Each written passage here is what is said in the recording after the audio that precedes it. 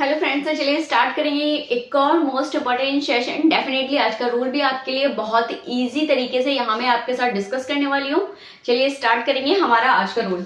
जैसे कि आप लोग देख पा रहे हैं, जो आज हमारा रूल है वो आपका बेस होने वाला है आइदर और नाइदर पर। यहाँ पूरे इंग्लिश ग्रामर में आइदर और आपका नाइदर है, वहां से आपकी तीन कंडीशंस बनती हैं, यानी कि तीन रूल बनते हैं। जब इसके पार्ट ऑफ स्पीच क्या हो जरा वो समझेंगे। सबसे पहले यहाँ है आइदर और दूसरा वर्ड है आपका नाइदर। जब आइदर और नाइदर आपके दो पार्ट ऑफ स्पीच के जैसे वर्क करें, एक तो ये वर्क करते हैं आपके प्रोनाउन जैसे,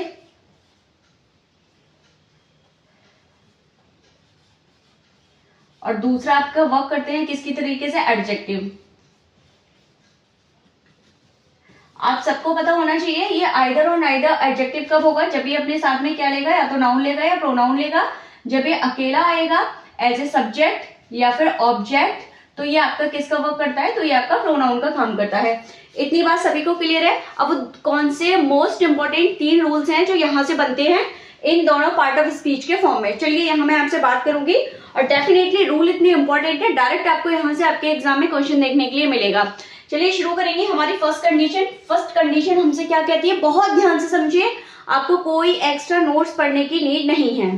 तो फर्स्ट कंडीशन आपसे कहती है कि जब आपका आइदर और आपका नाइदर कैसे यूज हो, सेंटेंस में एज ए सब्जेक्ट यूज हो, यानी कि वो इस सेंटेंस में किस पार्ट ऑफ स्पीच का काम करेंगे, प्रोनाउन के जैसा।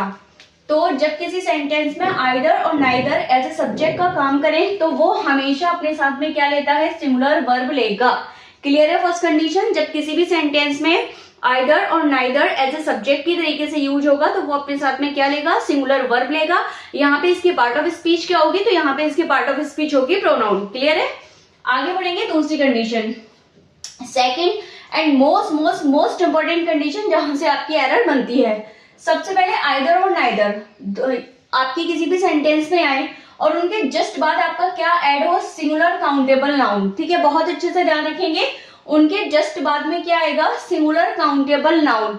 यहाँ आपका कभी भी प्लूरल नाउन नहीं आएगा इनके जस्ट बाद में। क्यों नहीं आएगा, क्योंकि यहाँ पे जो आपका आइदर और नाइदर है वो बात किसकी करते हैं, हमेशा ध्यान रखिए, जो इधर बात करता है वो बात करता है दो में से किसी एक की, दो में से कोई एक। तो ऑब्वियसली बात है, यहाँ पे जो सब्जेक्ट ये लेगा अपने साथ में वो कैसा लेगा, सिंगुलर लेगा। और नीदर जो आपसे बात करता है वो किसकी बात करता है, नीदर दो में से एक भी नहीं। ठीक है, या दो में से कोई नहीं कह सकते हो आप।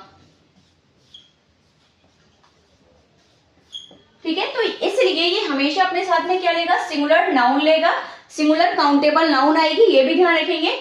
तो जब आपका नाउन सिंगुलर है तो वो ऑब्वियसली बात है, जो अपने साथ में वर्ब लेगा वो कैसे लेगा, सिंगुलर वर्ब लेगा। और यहाँ पे एक और जो बात अपने को याद रखनी है वो क्या याद रखें, यहाँ पे जो आइदर और नाइदर का जो पार्ट ऑफ स्पीच होगा वो क्या होगा, वो एडजेक्टिव होगा, क्योंकि वो अपने साथ में क्या प्लस कर रहा है, वो अपने साथ में नाउन प्लस कर रहा है। क्लियर है। तो दूसरी कंडीशन आपसे क्या कह रही है कि जब आपका आइदर और नाइदर के साथ में क्या आएगा, सिंगुलर काउंटेबल नाउन आएगा।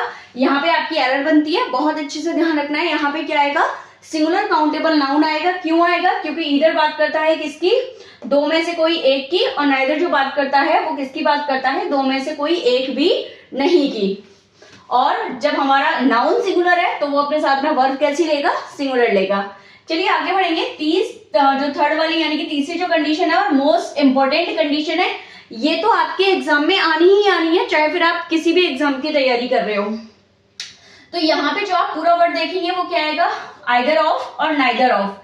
जब डायरेक्ट आपको एग्जाम में जो आपके सेंटेंस की स्टार्टिंग है वो आइदर ऑफ या फिर नाइदर ऑफ देखने के लिए, नाइदर ऑफ से देखने के लिए मिले, तो इसके जस्ट बाद में आप देखोगे आपको क्या मिलेगा, प्लूरल प्रोनाउन। कभी भी इसकी यहाँ से एरर बनती है, यहाँ आपको क्या दे देंगे, या तो आपको सब्जेक्ट की एरर दी जाएगी या फिर आपको वर्ब की एरर दी जाएगी। तो ईदर ऑफ और नीदर ऑफ के जस्ट बाद में जो हमेशा आपका नाउन आएगा या प्रोनाउन आएगा वो प्लूरल आता है। ये यहाँ पे पॉइंट आप लोग नोट करेंगे, यहाँ पे आपकी एरर बनती है कि जो नाउन और प्रोनाउन आएगा वो हमेशा कैसा आएगा, प्लूरल आएगा, लेकिन जो वर्ब आएगी वो आपकी सिंगुलर आएगी। और यही क्या है, इंपॉर्टेंट पॉइंट है।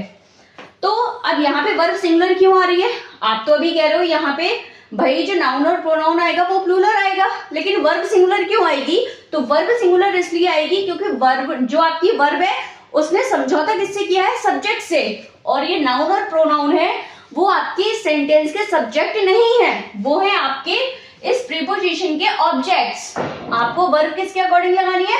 आपको वर्ब लगानी है अपने सब्जेक्ट के अकॉर्डिंग। तो आपका जो इसमें सब्जेक्ट है वो है आइदर और नाइदर।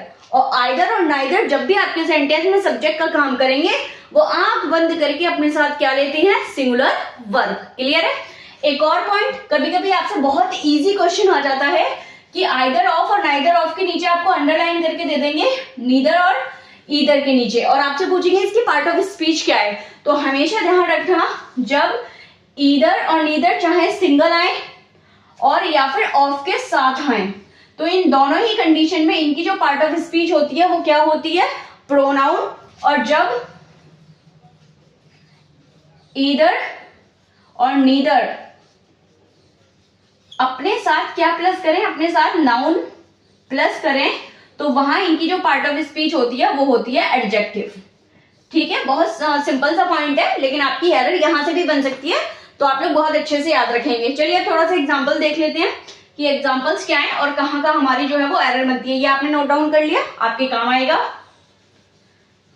अब थोड़े से एग्जांपल्स भी देख लेते हैं सारी कंडीशन के, जिससे कि आपको बहुत अच्छे से समझ में आ जाए। और एक पॉइंट और है, लास्ट तक वीडियो देखना, जो वहां से भी अपनी एरर बन सकती है। तो सबसे पहले देखेंगे ईदर पेन राइट्स वेल, यानी कि ईदर पेन, यानी कि यहाँ पे क्या है? ईदर की जो पार्ट ऑफ स्पीच है वो क्या है? एडजेक्टिव है, क्योंकि ईदर ने अपने साथ क्या लिया है? नाउन लिया, पेन लिया है। पेन जो है वो आपका क्या है? नाउन है, तो इसकी पार्ट ऑफ स्पीच है एडजेक्टिव। पेन है आपका नाउन। कैसा नाउन आया है ईदर के जस्ट बाद? सिंगुलर नाउन आया है, जो मैंने आपको बताया था। और जो इसने वर्ब ली है वो कैसी ली है? सिंगुलर ली है। क्लियर है? दूसरी कंडीशन पे आ जाएंगे, नीदर पेन राइट्स वेल, यानी कि दोनों में से कोई एक भी पेन जो है वो अच्छे से नहीं लिखता। ठीक है, तो नीदर पेन राइट्स वेल, यहां भी देखा नीदर, नीदर की पार्ट ऑफ स्पीच क्या होगी? एडजेक्टिव।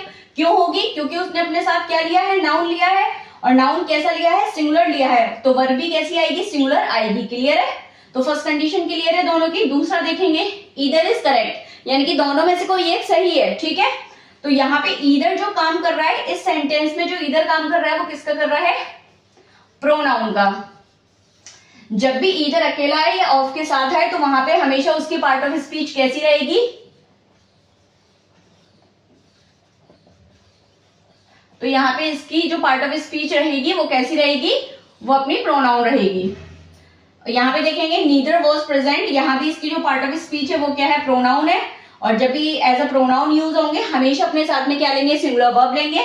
लास्ट वन देखेंगे, देखिए क्या लिखा हुआ है, either of those two boys is gentle. अभी जस्ट मैंने आपको समझाया था, ईदर आपका तब आएगा जब अपन कितने की बात करेंगे? अपन दो की बात करेंगे। ठीक है, either of those two boys is gentle.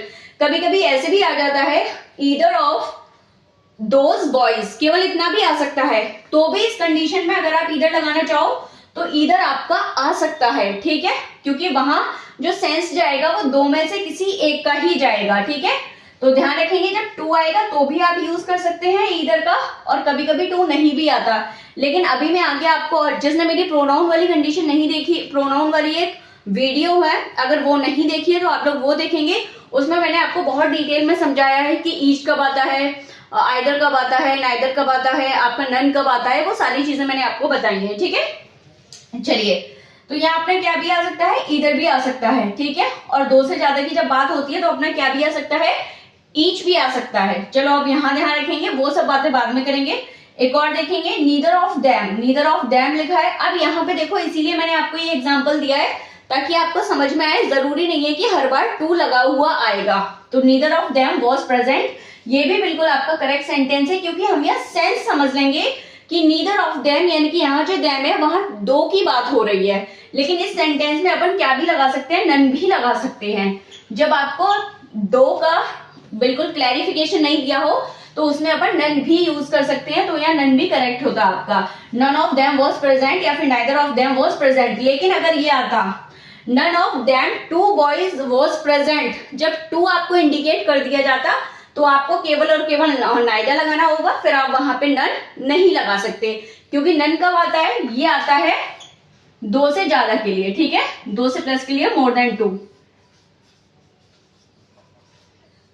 तो फिर आपको उस कंडीशन में नन लगाना होगा जब मोर देन 2 वाली कंडीशन होगी। लेकिन जब 2 आपको इंडिकेट कर दिया जाएगा तो फिर हम नाइदर ही लगाएंगे। जैसे neither of the 2 sister was present, अब यहाँ पे आपको 2 का इंडिकेशन दे दिया तो आप यहाँ पे नाइदर ही लगाएंगे। यहाँ पे किसी भी कंडीशन में आपका नन करेक्ट नहीं होगा। होपफुली वीडियो आपके लिए बहुत ही इंपॉर्टेंट होगी। आप किसी भी एग्जाम की तैयारी कर रहे हो, डेफिनेटली इस कंडीशन से आपका क्वेश्चन बनेगा ही। तो ऐसे ही इंपॉर्टेंट सेशन के लिए और बहुत ही कम टाइम में इंग्लिश के इतने सारे रूल कवर करने के लिए आप इस चैनल को फॉलो भी कर सकते हैं इंस्टाग्राम पे, और जिसने यूट्यूब पे सब्सक्राइब नहीं किया है वो यूट्यूब पे भी सब्सक्राइब कर ले। थैंक यू सो मच, मिलते हैं नेक्स्ट वीडियो में।